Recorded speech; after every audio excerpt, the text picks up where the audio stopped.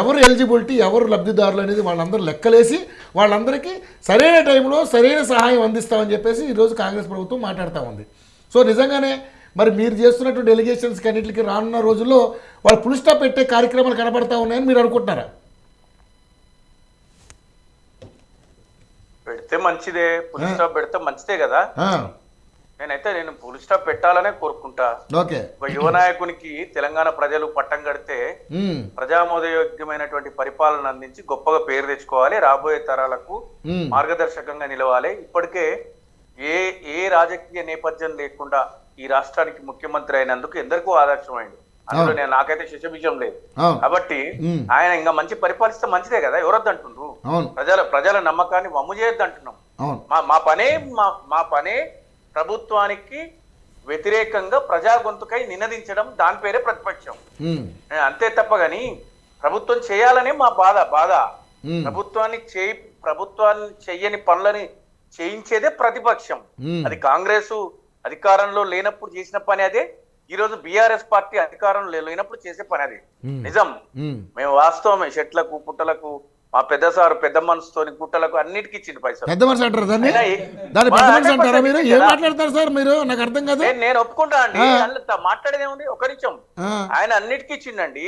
ధరణిలో ఉన్నటువంటి ధరణి ప్రామాణికంగా తీసుకొని ధరణిలో ఉన్నటువంటి వ్యక్తులందరికీ కొన్ని చోట్ల రోడ్లకు కూడా పైసలు వచ్చినాయని సంతోషపడ్డారు, సంబరపడ్డారు. పైసలు లేవు, మా పైసలు ఎట్లా తేవాలి అలా చేసి ప్రతి ఒక్కరు నిలదీసే పరిస్థితికి వచ్చింది కాంగ్రెస్ ప్రభుత్వం. నేను వినండి మాట్లాడండి. మా దగ్గర పైసలు లేవు, మేము అట్లుంది అనుకున్నాం, మూర్ఖంగా మాట్లాడము, మేము ఎక్కడి నుంచి తేవాలి, ఈ ఆర్థిక ఇబ్బందులను ఎట్లా ఎదుర్కోవాలి, మేమేమో ఆర్థిక క్రమశిక్షణ పాటిస్తున్నాము, మిగిలిస్తున్నాం. ఏం మిగిలిస్తున్నారు, ఏం తగిలిస్తున్నావు, ఏం మిగిలిచ్చేది ఏంది, మీరు మిగిలిచ్చేది ఏందో నాకు అర్థం కాకపోయా. ఇవన్నీ కాదు. మనము చేయాల్సింది ఏంటంటే, మీరు నిజంగా నియంత్రించు. మీరు అంటుండ్రు క్రమబద్ధీకరిస్తా అంటుండ్రు, మంచిదే. మీరు క్రమబద్ధీకరించి అన్నిటిని గుర్తించి ఓన్లీ అవసరం ఉన్న వ్యక్తులకే ఇస్తా అని అంటుండ్రు కదా. మరి ఇవ్వండి, ఎప్పుడు ఇస్తారు? ఇంకా ఏడాది అయిపోయింది. ఒక విలేజ్ ని ప్రామాణికంగా తీసుకొని, ఒక జిల్లాను ప్రామాణికంగా తీసుకొని ఒక మోడల్ జిల్లాని ఇవ్వాలి కదా. ఎందుకు ఎగదొబ్బే కార్యక్రమాలు అవన్నీ. దానికోసము గడిచిన ప్రభుత్వం మీద అబ్బండాలు వేయడం నాకేం బాధ లేదు, భయం లేదు, ఒప్పుకోవడానికి. తప్పు ఒప్పుకుంటే గొప్పవాడవుతాడండి.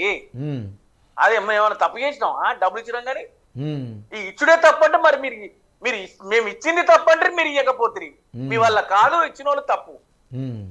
మీ వల్ల ఏమైతుంది? మీ వల్ల ఒకటి అవుతుంది. ఏందో చెప్పాలనా? అడవులుగా తిట్టుడు, డైవర్షన్ పాలిటిక్స్, అవసరం లేని విగ్రహం గురించి రాద్ధాంతం చేసుడు, చిహ్నం అని కొన్ని రోజులు రాద్ధాంతము, లేకపోతే హైడ్రా పేరిట రాద్ధాంతం, మూసీ పేరిట రాద్ధాంతం, ఎవరికి కూల్చలే, ఆ బఫర్ జోన్ లో ఉంది. ఇవన్నీ ఏం మాటలు? ఇది నిజమని నమ్ముతారు? ఎవరైనా నమ్మే పరిస్థితులు ఉన్నారా? బఫర్ జోన్ 40 ఏళ్ల నుంచి ఆ ప్రాంతంలో 3 తరాల నుంచి బతికిన ఇల్లు కూలగొట్టి, ఆ ఇల్లు కూలగొట్టేసి ఆ బఫర్ జోన్లు ఉండు. ఎవరిచ్చిండు వానికి? కాంగ్రెస్ పార్టీ రోడ్ వేసింది, కాంగ్రెస్ పార్టీ కరెంట్ ఇచ్చింది, కాంగ్రెస్ పార్టీ ఇంతో అంతో ట్యాక్స్ తీసుకుంది. ఆ తర్వాత వచ్చిన బీఆర్ఎస్ పార్టీ కొనసాగింపుగా నాన్నే ఉండనిచ్చింది. ఇవన్నీ మాటలు మాట్లాడుతుంటారు. కొంతమంది మీ తమ్ముళ్ళు వచ్చి మాట్లాడతారు కాంగ్రెస్ నుంచి, మొత్తం బీఆర్ఎస్ పార్టీలని కబ్జాలని, మొత్తం బీఆర్ఎస్ పార్టీలని కబ్జాలు అయిపోతాయి. 10 ఏళ్ల విధ్వంసం జరుగుతాయి. 10 ఏళ్లలో విధ్వంసం జరగదు, 10 ఏళ్లలోనే నిర్మాణం జరగదయా.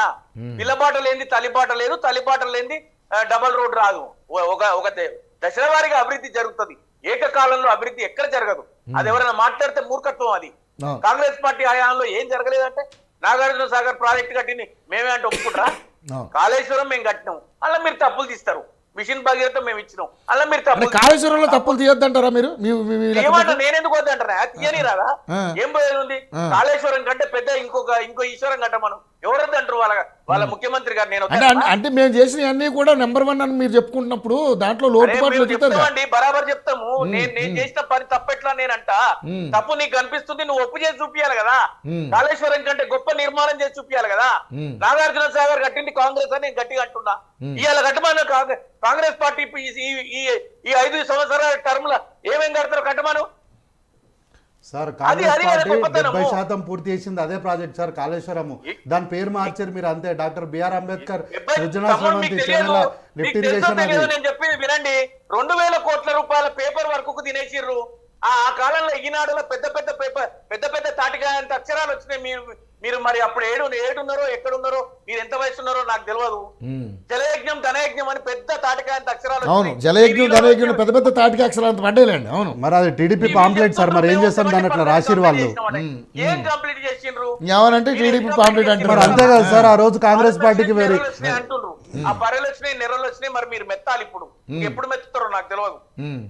అది మెత్తే అంత నెరలేనవి సార్, మెత్తే అంత నెరలేనా ఇంకా పెద్ద పెద్దగా ఉన్నాయంటారా?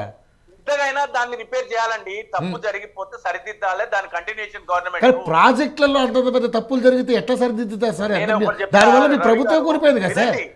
రవి గారు వినండి, గడిచిన ప్రభుత్వంలో జరిగిన తప్పొప్పులను గాని అభివృద్ధిని ఒప్పుకోవాలి, తప్పొప్పులను సరిదిద్దాలి, అభివృద్ధిని మాట్లాడుకోవాలి. అవును, డెఫినెట్ గా అన్ని క్యారీ ఫార్వర్డ్ అయితే Yes. Everything is carry forwarded. Yes. అన్ని క్యారీ ఫార్వర్డ్ అయితే అన్ని యాక్సెప్ట్ చేయాలి. నాకు అప్పులే కనిపిస్తున్నాయి, తప్పులే కనిపిస్తున్నాయి, కానీ చేసిన అభివృద్ధి కనిపిస్తలేదు. ఏం కనిపిస్తలేదు అంటే ఎవరు చెప్తారు వీళ్ళకు? కానీ అభివృద్ధి హైదరాబాద్ సరౌండింగ్ ప్లేస్ లోనే కనిపించింది, రూరల్ ప్లేస్లలో ఎక్కడ కనిపించలేదు అనేది కదా సార్ ఇక్కడ పాయింట్. నీకో విషయం చెప్తా, 2 గంటలు సరిపోదు మేము సాధించిన అభివృద్ధి చెప్పాలి. 10 సంవత్సరాలంటే 2 గంటలు, మనం 1:15 నిమిషాలకే కంప్లీట్ చేయబోతున్నాం. 2 గంటలు కూడా సరిపోదు మేము సాధించిన ప్రగతి మాట్లాడాలంటే. వద్దొద్దు, ఇప్పుడు దాని గురించి నేను డీప్ గా ఓదలుచుకోలే. ఈ ప్రభుత్వము మేము మాట్లాడడం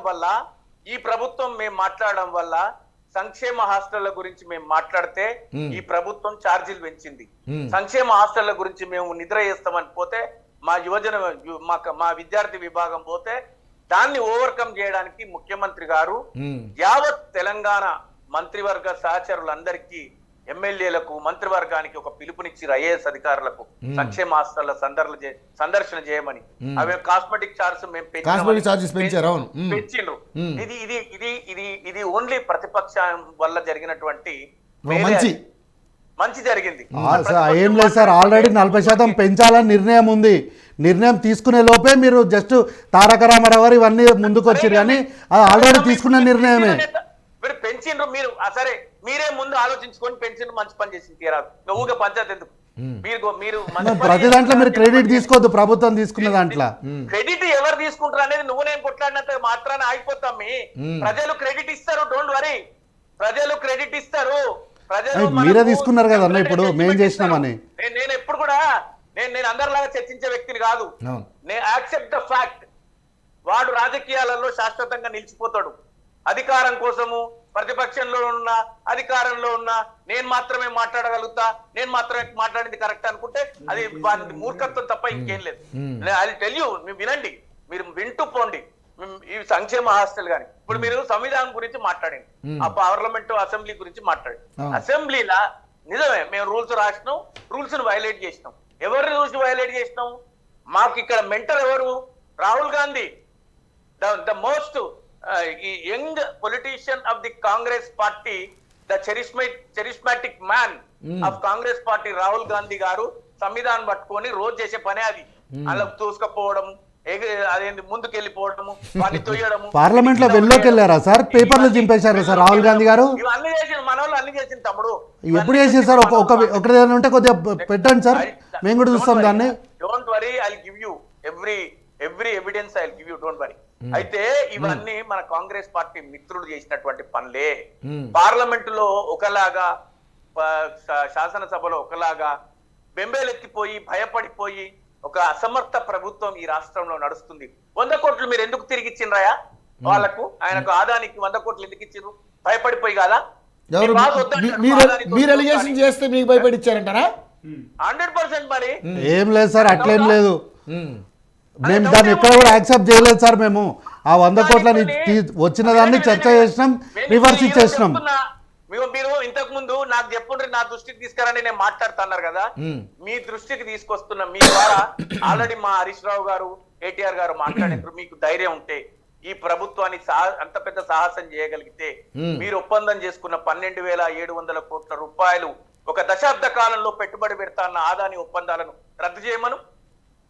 అది వ్యాపారం సార్, అది వ్యాపారం. వాళ్ళేమన్నా మనకి దానం చేస్తున్నారా? వాళ్ళేమన్నా నష్టం వస్తే వానికోసం నష్టము.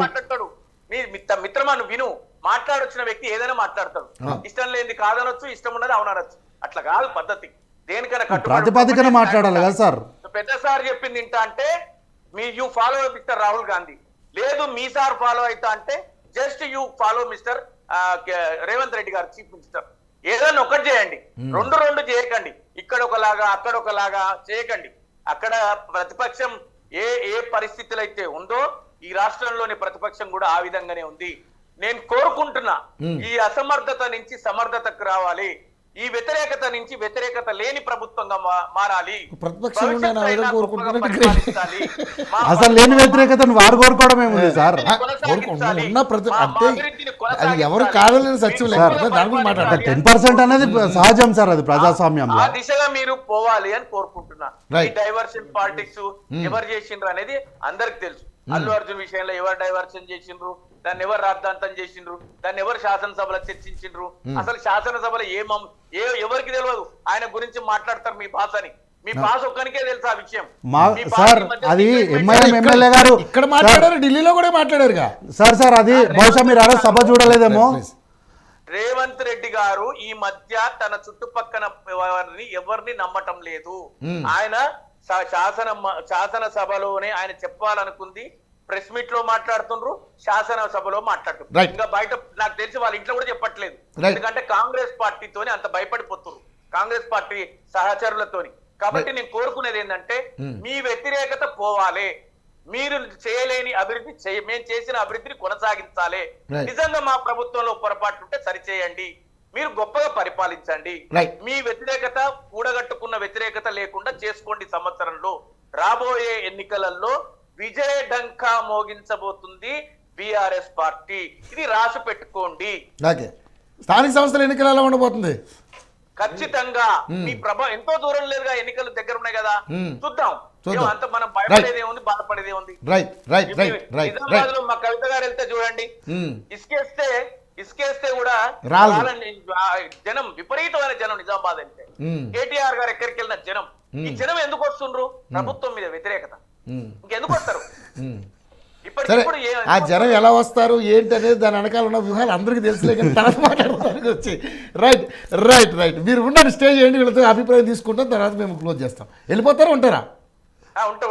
రైట్ పివి రెడ్డి గారు. సో ఆయన ఏం చెప్పాలనుకున్నట్టు చెప్పేశారు. వాళ్ళు 100% గెలుస్తాం, స్థానిక సంస్థల ఎన్నికల్లో కూడా మేము విజయడంగా మోగించబోతున్నాం అని చెప్పేసి మాట్లాడుతూ ఉన్నారు. సో ప్రభుత్వ వ్యతిరేకత అనేది కామన్గా జరుగుతుంది. ఒక మాట చెప్తా సార్, పివి రెడ్డి గారు మాట్లాడే ముందు చాలా మాట్లాడినారు బీఆర్ఎస్ పార్టీని. మాట్లాడండి. బీజేపీ ఎక్కడుందండి? బీజేపీ ఎక్కడుందో చెప్పరా?